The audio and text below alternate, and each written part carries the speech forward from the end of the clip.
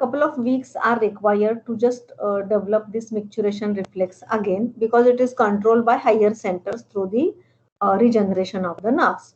But here the capacity of the bladder will be reduced. Second is called as atonic bladder. It is in the disease called as the syphilis, also called as the Tabes dorsalis, which damages normally the spinal nerves. Bladder is, or the nerves or the tracts are not damaged. Posterior roots of the spinal nerves are damaged. So definitely it will again damage the parasympathetic fiber. So bladder will be distended. It will become very thin and hypotonic. Again, there will be incontinence.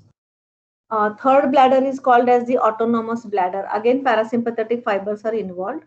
The bladder becomes very small, hypertrophied.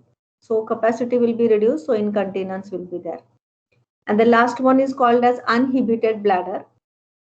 This is usually cerebral cortex is damaged in uninhibited bladder. So where actually the center stimulates for micturition, या फिर allows the storage of urine. There is one lobule, a part of the cerebral gyrus, which is on the medial surface of the cerebral cortex. It is called as the paracentral lobule. So if this is involved, if this is damaged, what will happen? There is sudden uncontrolled evacuation. Small amount of urine is also filled. It is associated with the urge incontinence. Sudden uncontrolled micturition takes place because there is no control of the paracentral lobule. So there is no residual urine also which remains in the bladder. So these are the types of the neurological bladders. Then visualization laparoscopically, the procedure, we can enter through the urethra and we can see the interior of the urinary bladder and ureters. This procedure is called as cystoscopy procedure. It is done for the diagnosis of varieties of the disorders such as cystitis, which is an inflammatory condition of the bladder. Suppose if any part of the prostate is enlarged and it is covering the urethral orifice, it may block the urinary outflow. That can be also diagnosed. Any small pouches, even bladder stones, any growths inside the urinary bladder can be also diagnosed. What is urinary incontinence? Now, there are varieties of the incontinence. Sometimes you can see here, this is called as overflow, means bladder will accumulate the urine how much it can accommodate. It is a symptom actually, and there is a loss of muscular control over the bladder. Maybe because of the denervating diseases such as diabetes, multiple sclerosis, even damage of the nerves during the surgeries, or even childbirth may damage it. So here what happens? In the urinary bladder, the urine will be collected in a larger amount. Till it is filled out, then it will start dribbling the urine uncontrolled. This is called as the overflow. What do you mean by stress incontinence? Pelvic floor is relaxed normally, but when the bladder is filled, increased abdominal pressure compresses the bladder and the urine comes out. That is called as the stress incontinence. And this increased abdominal pressure may be because of some tumors which are pressing it, any other growths, or intussusception, or any large megacolon may also lead to the stress incontinence.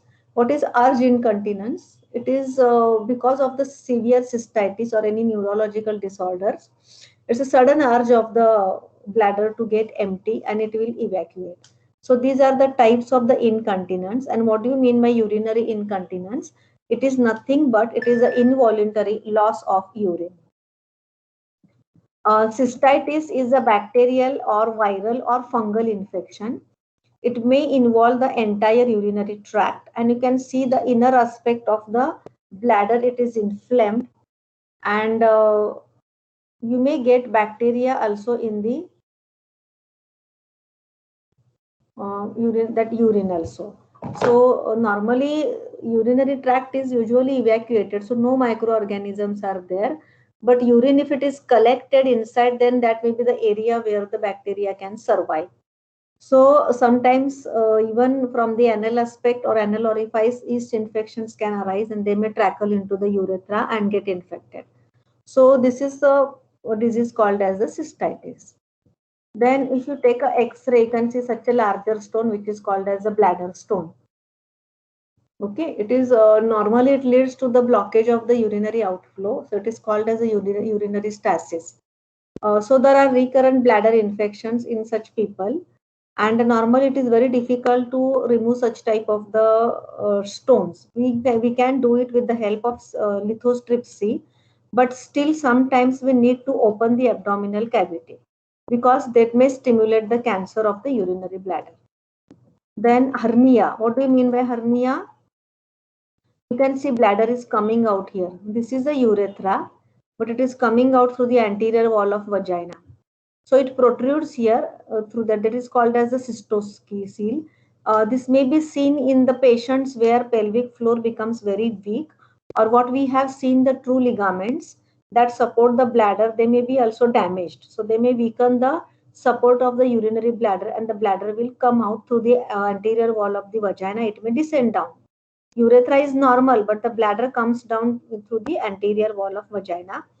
This may be because of the loss of tone due to the aging, too much straining or pregnancy, or any vaginal trauma during childbirth. So patient complains of some soft bulge in the vagina, and there is a difficulty in passing of urine. Golf hole ureter. What do you mean by golf hole ureter? Normally, if you see the ureteric openings through the cystoscope, when we observe, it is oblique slits. These are the oblique slits, and sometimes these oblique slit, one of the opening may become circular. Now, why it becomes circular? Suppose if the patient is suffering from tuberculosis of the ureter, there will be shortening of the ureter, and which will lead the opening, instead of oval opening, oblique opening, it may become rounded in opening as if it is a golf hole. So it is called as the golf hole ureter. This we will not ask you. Development is not your part. But you should know something about this. It is called as the rectovesical fistula. You can see common channel for the urinary outflow. This is the anal orifice, and this is the urinary so common pathway for both is called as the congenital rectovesical fistula. In cases of females, if it get connected with the vagina, it is called as the vesicovaginal fistula. Then suppose if the apex of the urinary bladder, where there is median umbilical ligament which is adherent to the umbilicus, if it is not obliterated, the lumen may remain persistent and the bladder may open through our umbilicus, and sometimes overflow of the bladder may carry urine through the umbilicus. This is called as the urachal fistula. This is abnormal shape of the bladder which is called as the hourglass bladder. This is a condition where anterior abdominal wall is not developed, and you can see anterior wall of the urinary bladder is also absent, and bladder becomes deficient, and infraumbilical part, you can see the bladder wall is exposed. This is called as ectopia vesicae.